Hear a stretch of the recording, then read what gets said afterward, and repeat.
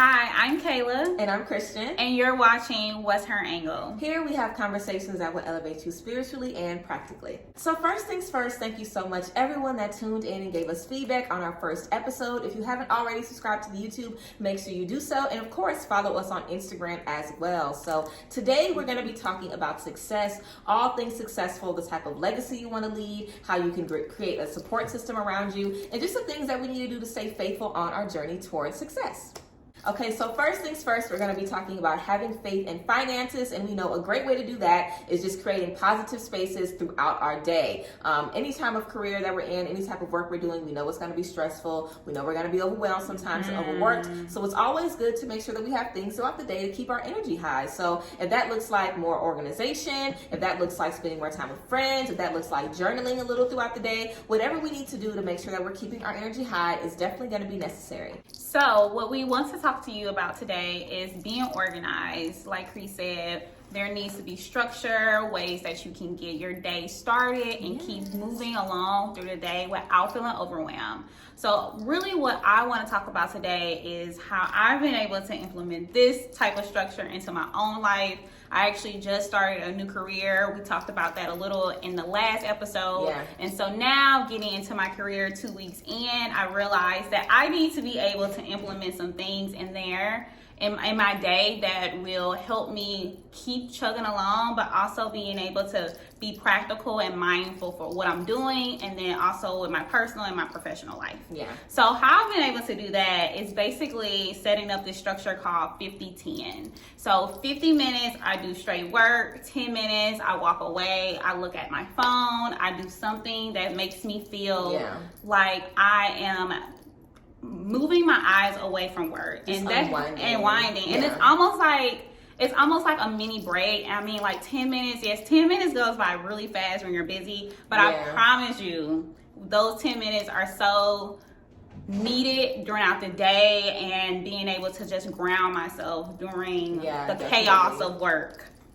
Also, of course, we want to make sure that we're surrounding ourselves in positivity throughout the day. So definitely would say take little breaks like Kayla does throughout the day, or you can start your day with some journaling. You can have a little journaling minute, in the middle of the day if you want to take a little time for meditation. What I always do too, like when I have a lot of work, I put my favorite music. Like I'll set up a playlist of songs that just keep my energy high. Like it doesn't matter how I'm feeling. If I hear Meg Thee Stallion, I'm going to get myself together. So having stuff that you can play throughout the day that just kind of shakes you back and gets your energy back. Just a little bit of time, no matter how much time it is, that you're able to get yourself away from that. So definitely implementing a system and a schedule where you're giving yourself breaks all the time. Like we're adults. There's nobody telling us when to take naps and when to take breaks. Seriously. Especially when we're working like from home, like you are, we're handling all of these tasks. These people ain't worried about how we're getting it done, so we have to do it for ourselves. They don't care. They're just looking for the work to be done. Exactly. They just want the deadline met. Exactly. Literally. So definitely feel like that would be really, really helpful. And also when we're talking about having faith in our finances, we know it's a stressful journey. We know it's,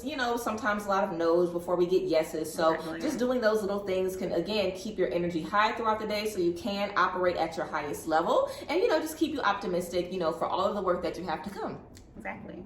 So of course, we know stress is unavoidable. We're going to get overwhelmed sometimes regardless. So it's definitely important that we are able to prioritize and just, categorize the things that we really need to do versus the things that we can, save till later, just so we can figure out where our energy needs to go the most. So we're not completely depleted at the end of the day. And if we are depleted at the end of the day, which we will be sometimes, we know that we put our energy in spaces that are important, in spaces that are going to benefit us, and in spaces that are, the most significant to the things that we have going on. Exactly. And so how you're able to do that is do this exercise called needs versus wants. What that means is look at your day, look at your tasks, look at all of the things that are going to embody your entire day, and then prioritize those tasks based off of, are they necessities or are they things that you can probably go without? Yeah. So basically when you're doing these things, you're making sure that, like you're saying, it aligns with the goals that you're trying to achieve throughout the day, through the week, for your month, making sure that they align with your personal goals as well. So organization, making sure that your needs and your wants are being separated and being able to determine what you need to do at the right moment. We definitely want to take advantage of that and just be open to ask for help. That's literally the best thing we can do. When we know we need support, just going ahead and asking for it. So of course, we want to make sure we're delegating the actual tasks that we have to do, actual little errands and stuff that we can give up. But also, we don't want to make sure that we're carrying all of that stress on our own. Like, we of course want to make sure that we have people that we can talk to, other people around us that are on our same journey, or just people that can relate to us, so we can unwind and just, have someone to relate to about all of the stress that we are dealing with. Exactly. Having a support system that is able to recognize the things that you're struggling with is so important. And even if you're not able to recognize that on your own, being able to look at who you have in your circle and knowing their strengths versus your weaknesses is going to be able to have a huge impact on the way that you move forward in your career, in your personal life, in any endeavors that you are pursuing right now and in the future. So of course, we know that there are some amazing Black women that are literally kicking butt and taking names when it comes to business, when it comes to their support system, and when it comes to just, handling stress and having everybody looking at them. And we know that we are talking about the Olympics, okay? So of course, we know we are dominating. I know y'all have been seeing the posts all over social media. Sha'Carri Richardson, girl, what? And it's insane because her journey has been so long. I remember literally watching her run for the longest time when they've been talking about how fast she is and how powerful she is and how strong she is. And literally she just gets out there and makes it happen every single time. Everybody, of course, has been resharing the video of her and her grandmother. That is so precious. We love that, and we love to see Black women just being supported and uplifting by their support system. Also, we know Simone Biles and Simone Manuel are also dominating in the Olympics. So we have all of these examples of just beautiful Black women who are young, who are fierce, who are just going after whatever they want, regardless of the stress. Because I can't even imagine how stressful that is, trying to compete to be in the Olympics. That is something so huge and so monumental for them, their families, and literally Black women everywhere. So of course, we had to shout out them, and they're really making it happen. They look so powerful being able to be in this spotlight at this time when there are so many things that are going on in the world. They're really thriving, looking bold, beautiful, and Black. And I love it. I just love how we've been able to utilize this moment as a way of uplifting other women and being able to share to the world how we look at ourselves and and what we can accomplish when we put our minds to it. So how they've been able to do that is just so beautiful, and I have been inspired in my own personal life, and I hope that everybody on here that is watching is also being able to be inspired by them as well. Of course, we know something that is critical and imperative to success is figuring out what success looks like to you. Everybody doesn't want to be the Olympian. Everybody doesn't want to be, in corporate America. Everybody doesn't want to be an entrepreneur. So it's all about finding out what success looks like to you and what's your version of these goals, what's your, glass ceiling. What are the things that you want to meet for yourself? And the way that you are able to personalize your success is being able to touch on who you have in your life. Earlier, when we talked about having a support system, we talked about how looking at your inner circle is imperative and also extremely important for you to be able to realize who's in your life and how those people's strengths can be aligned with your weakness. So now we want to talk about if you don't have those people in your life. And if you don't have those people in your life, how are you able to outreach to the people that you need the most? So my suggestion is being able to see what your weaknesses are. Most times it is so critical that we are being self-aware of who we are and how we can use those weaknesses as being strengths. So one of the exercises, especially when you're looking for a career, you're interviewing, is what are your weaknesses? It's the worst question ever. It's the worst question ever. You're like, I don't know what I want to say. I don't know what my weaknesses are. But it is so important to know where your weakness is, because those can then become strengths. So if you don't have a mentor, looking for someone who you are interested in or can be inspired by, I suggest just making the bold move and DMing them, emailing them, however you're able to do so. And obviously those are going to change based off your profession, based off of how you want to approach them and what is the what is the messaging that looks like when you're approaching them. But being able to take that bold move and notice where you lack at and where a person is strong in is the most important way to segue into your profession or whatever you want to do into your life.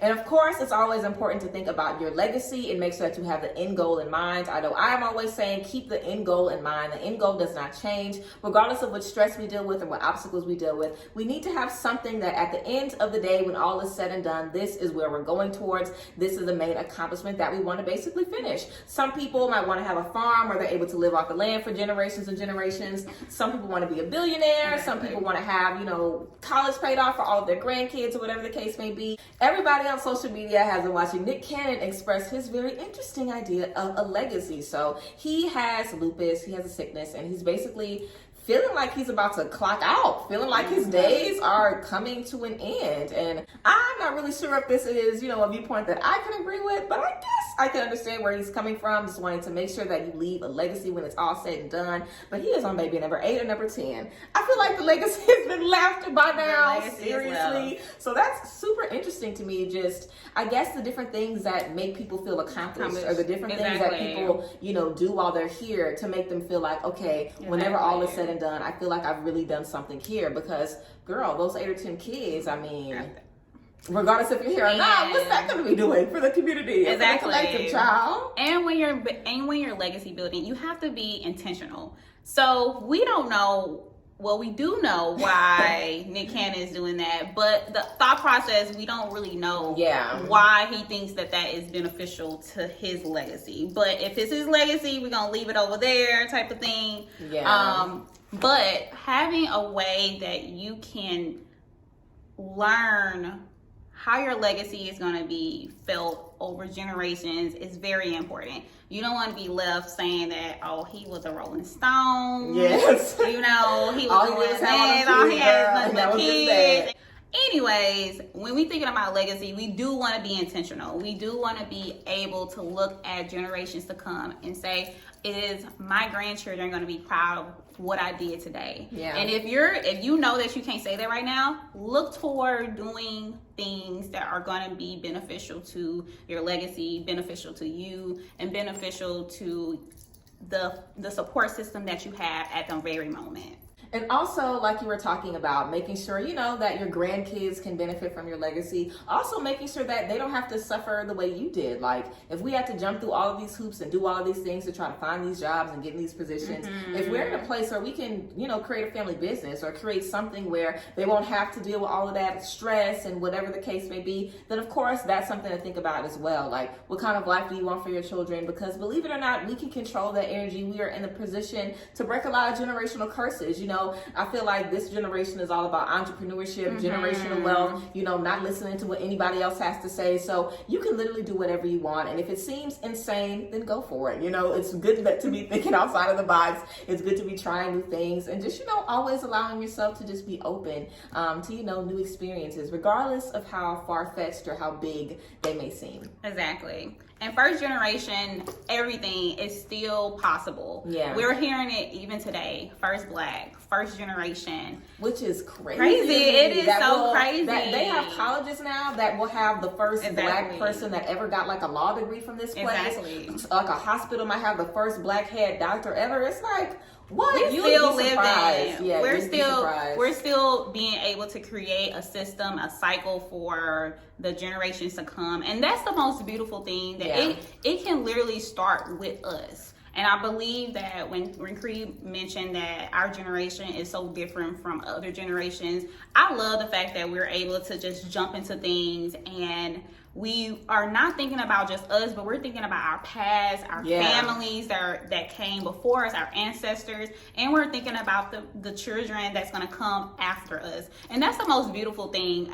We don't always just live in the present. I know that a lot of times people give us a lot of slack because we're millennials and we have this thought process that is just so out the box. But that's what makes us so different. And I love the fact that we're able to express ourselves in so many different ways that maybe our parents weren't able to. And we're individualizing ourselves and understanding that even though we are one person, our energies are flowing to Yes, different people all the definitely. time. And I think that's the most beautiful thing about our generation. Yes. And the way that our generation has been able to break generational curses is overcome adversity. How we've been able to overcome adversity has been so many stepping stools, as well as being able to leave what we have here today and look to the future. So of course we know that we're going to experience adversity in a lot of different spaces, and it can even, come from our peers. Just having people that don't believe in us, having people that might see our big dreams and be like,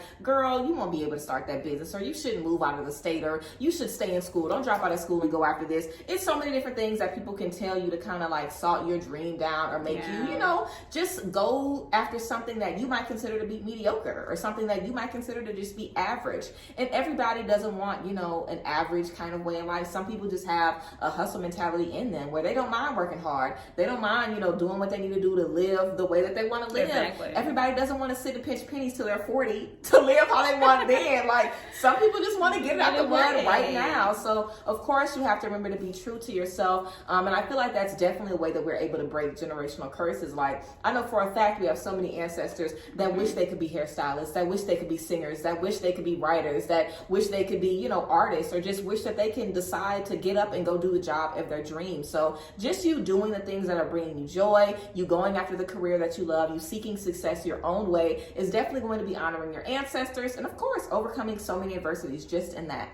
And by being you has allowed you to get to this point that you are right now. You look at us and you're thinking, okay, I know that I want to be this person. You're doing all your thinking at the time that we're talking, and you are breathing in new life and being able to become who you thought that you will be in the future. And by being you, we're going to talk about T-Pain and Usher. We saw that T-Pain did an interview and mentioned that Usher talked about how he is killing the R&B community because he is using autotune. And now we see that everybody uses autotune, especially Usher. Everyone, rappers, everybody is using autotune. Usher used autotune. And so for him to have said that, and then he went back and used it in one of his videos, and to see what legacy T-Pain has built for himself already, and he's not done. People are DMing T-Pain all the time. We saw that he was saying how he had hundreds of DMs that he wasn't responding to because they wanted to get with him. And do you see Usher saying the same thing about his DMs? Okay, so be you, be true to yourself, do what you feel is right for your future, and the rest is going to take care of itself. People are going to be coming to you, asking you, hey, I need this, I need that. But you listening to someone who might have said, ain't nobody gonna want that right now. You'll be surprised. Yes. Especially who will tell you not to do something and then turn around and want those services. They'll turn around and want a little brand consultant. They'll turn around and want a little help setting something up. Like, you could definitely be a pioneer. So especially, that's why I said, if you feel like your ideas are insane, or if you feel like you have an idea that like everything in you is telling you to go after it, and you have people around you like, that ain't gonna work out, or it's like, girl, why not? You know what I'm saying? You need to be mindful of stuff like that, because everybody needs, something. Everybody definitely needs something. You can't be the only person. You can't be the one person that does everything. You need to be able to have a niche, be able to grow your niche, and be able to be the queen that you are in your niche, because at the end of the day, no one can take away what you have for yourself and how you're going to be placing your products, your business, your writing, your career, whatever you're putting out. No one's going to be able to take that away from you. If you're doing writing, if you're doing nails, if you're doing hair, if you're doing consulting, if you're doing your YouTube channel,